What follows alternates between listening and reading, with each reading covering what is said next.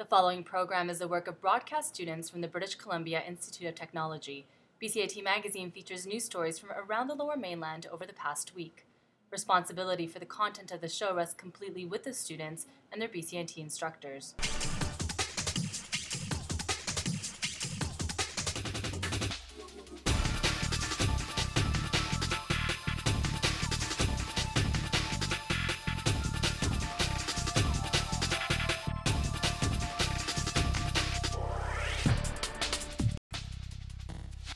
Today on BCIT Magazine, the Downtown Eastside Women's Coalition seeks immediate action for tragic events.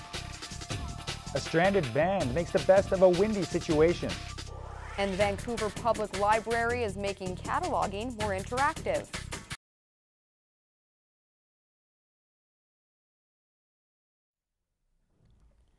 Hi, and welcome to BCIT Magazine. I'm Ben Milger. And I'm Ellie Short.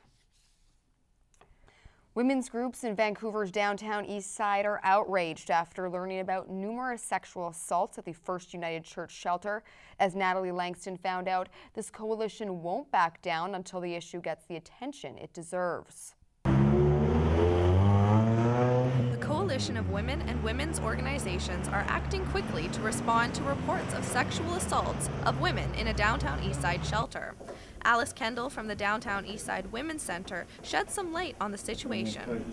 You know, I think that what needs to happen is not so much the focus on First United Church as just one example of where women have been sexually assaulted, but on funders to look at ensuring that that women are prioritized in terms of how safe they're going to be.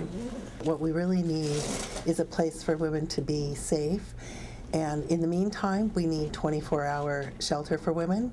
And we certainly don't want anyone to make a mistake and think that that is housing. What is the First United Church shelter doing in the meantime? So at night now, this is women only who would be sleeping on the floor here on mats or on bedding that they bring themselves, or we provide. To the left, on that side, I'll show you in a moment, is the 12-bed room that has been a women-only area since the time we opened 4 years ago. Vision counselor Ellen Woodsworth wants to take action immediately. I'm calling for a 24-hour emergency shelter for women. I'm also calling for optional separation for women in all the shelters and full security for women in all the shelters. And I think that now there's a new premier. She needs to come out and say what she's going to do to ensure there's housing for everyone and there's adequate income assistance for everyone so that they can get safe, secure shelters.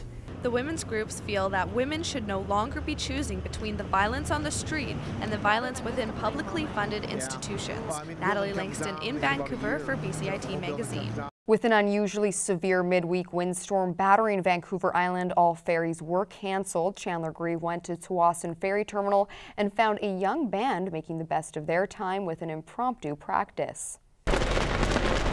With winds gusting around the Lower Mainland at over 100 kilometers an hour on Wednesday, BC ferries had little choice but to ground their vessels for the majority of the day, turning the Tsawwassen Ferry Terminal into a parking lot and forcing commuters to wait and wait and wait. It's nobody's fault. It's just an act of the weather. Some killed the time by getting dizzy. Others by channeling their inner strength. But nobody quite embraced the wait like a few stranded travelers from Vetter Middle School in Chilliwack.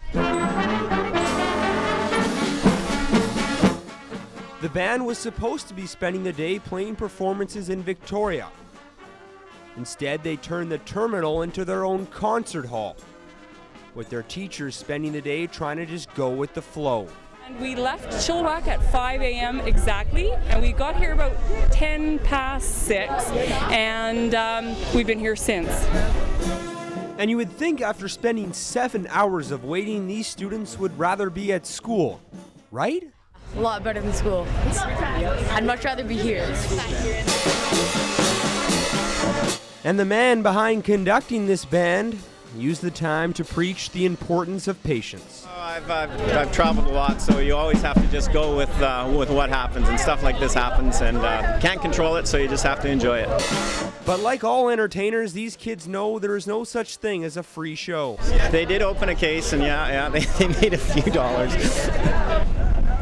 And after the money and music dried up, it was time to pack up the instruments and head back to the bus and get back on board to wait some more. And to think, this guy missed the whole show. Chandler Grieve in Tsawwassen for BCIT Magazine. Earlier this week, the Vancouver Public Library unveiled a new online catalog. It takes an interactive and collaborative approach to the library's collection. My co-anchor Ben Milger took the new site for a spin and filed this report. The Vancouver Public Library is massive. Not just the building that houses the main branch, but the collection itself. There are more than 2 million titles, and they're all cataloged. The online version of that catalog has a new interactive look. Christina De Castel, the library's online information manager, is enthusiastic. It has community activities, so you can rate and review books, and you can share lists with other people, and then you can see other people's reviews and their comments on the books. So I'm a fan of flamenco, and so the list that I made was a flamenco list. So an easy way to search that is to pick lists from the left and look for flamenco lists. So you can see the list that I made here. People really seem to like it. They like exploring the stuff in the library, so they discover new things. The Vancouver Public Library's new online catalog is very collaborative. Librarians say this will make it much more useful and relevant to the public. But what do library users think? Completely different. This is really more in detail, really more, it's really helpful. You know, sometimes I hear about some books, but there's a lot out there that I don't know, so if someone has to suggest one, that's really awesome.